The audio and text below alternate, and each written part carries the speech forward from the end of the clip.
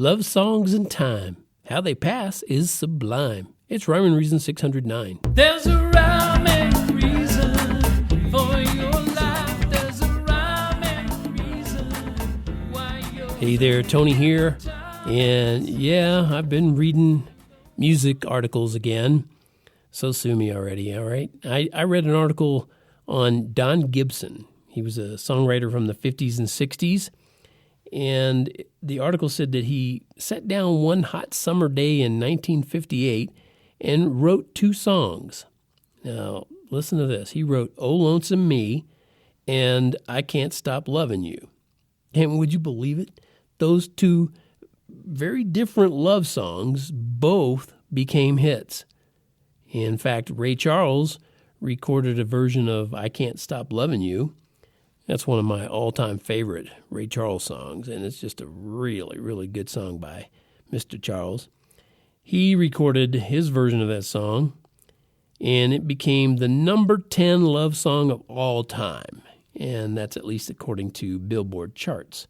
So Don did some pretty cool stuff there. In one day, he wrote "Oh Lonesome Me." I used to do that song in my repertoire when I was playing full-time as a musician. Everybody's going out and having fun. Remember that one? Yeah, "Oh, lonesome me." Anyway, I like that song. But I like the Ray Charles version of "I Can't Stop Loving You." I love that even more. That's a great song. So, all right, that brings me up to, let's do a countdown, okay? Like David Letterman, his top 10, he'd count down to number 1. So that was number 10, love song of all time. Number 9, it's a little hard for me to believe, but my taste doesn't often sync up with the mainstream. Anyway, you might remember a little group called Earth, Wind, and Fire. And if you don't, it doesn't matter, because this isn't a song by them as a band. Well, it's sort of by them, but not completely. It's a song co-written by Maurice White and Al McKay, who were, I guess, leading members of the band. And they wrote it specifically for the Hutchinson sisters. Wait, who? What? Yeah, the Hutchinson sisters. Say that fast 3 times. Well, they were better known as the Emotions, and their hit song was "Best of My Love." You get the best of my love. Anyway, even if you weren't born then, you probably heard it because it's been in movies, so it's too legit to quit, all right? That's number 9. Let's go to number 8. This is another surprise for me because it's a song called "Because I Love You" by Stevie B. Can't say I've ever heard the song, and I don't know who Stevie B is, but apparently it was the number 1 song on the Hot 100 chart for 4 weeks back in 1990. Can you believe that's 30 years ago? And an interesting note, the songwriter, Warren Allen Brooks, said it's actually a spiritual song. Of course, most listeners would never guess that, but he said, quoting him, "It's really about me and God having a personal relationship." So pretty cool that it was a hit for him. All right. Down to number 7. So this is another surprise for me. "Let Me Love You" was a number 1 song for Mario, for 9 weeks back in 2005. And I listened to a short clip of it online, and it's one of those songs I call a crybaby boy song, but, what do I know? Like I have any of my songs ever making the top 10. But let's move on. Number 6. Okay, now this one makes sense to me again. It's "I Will Always Love You." And as far as I'm concerned, the Whitney Houston version is the only one we need. Nothing against Dolly Parton's version, but Whitney Houston's, man, I know Dolly Parton had a hit with this song twice, but Whitney Houston's version, come on. It's great. It's great. All right. We're pretty much halfway. Let's go on. Number 5. This one is a personal favorite of mine, of course, because it comes from my time, because it's also a tongue-in-cheek poke at love songs, and it's called "Silly Love Songs" by none other than Sir Paul McCartney. And it's really what I would call a toe-tapping earworm that I can even hear that song in my head as I'm talking about it.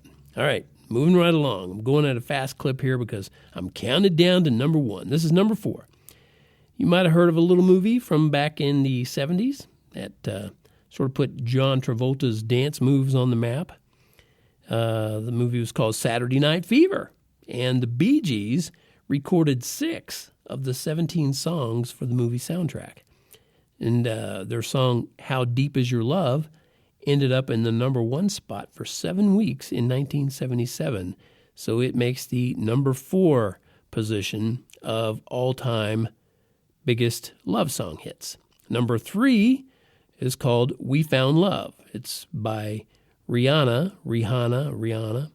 But it's another one of those that I had never heard. It's a robotic electronic dance song, so it's weird to me that it's this high up in the love songs category. But, again, who am I to say? Just a guy who prefers better quality music, I guess. All right, that's number 3. We're only left with 2.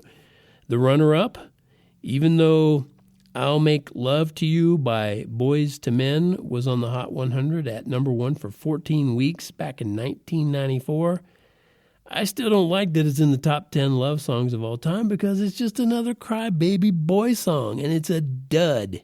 Okay, and number 1, and I can't believe that I have to tell you this, it's Endless Love, sung by Lionel Richie and Diana Ross. Now, remember, again, this is according to Billboard charts. I don't have anything against either one of them, but there are so many other love songs out there that should have been or could have been in the number 1 spot. And pretty much all the other spots for that matter, because that list is nowhere near what I would have put together as a top 10 love songs list. But I'm not basing it on charts and plays and weeks on the charts and all that. Okay. I just want to share all of that to help me prove something that love songs will help me prove, and that's called time. Ever moving, never stopping time. Not timelessness, because without time, none of those love songs would have any meaning. None. Especially when they refer to the passing of time, just about all of the, time. Particularly the number 1 song, Endless Love. Hello? Love couldn't be endless if time didn't exist. So it'd be, just a silly, even stupid thing to write and sing about. And you couldn't put one note after another, which is what sheet music does, by the way, if we existed in a constant state of timelessness. Matter of fact, sheet music even sets up a time signature. 3/4, 4/4, even 5/4. When you're in a band, you got to take a break. And because we exist in a constant flow of time, so does our Creator. Because in order for him to create us, he had to think one thought after another. And he had to put one word after another. And you can't put one thought or word or deed after another if another thought or word or deed had not come before it. Before and after, first and last, beginning and ending. It's all to do with time, not timelessness. Time moves on, and it waits for no one. Days pass by in the blink of an eye. And before you can even ask for more, start today, looking for the one way, the Creator of heaven and earth, who is not outside of time. Time exists because God exists, not indifferent to him. And as time moves on, as we are going a little closer to the end here, see how that works?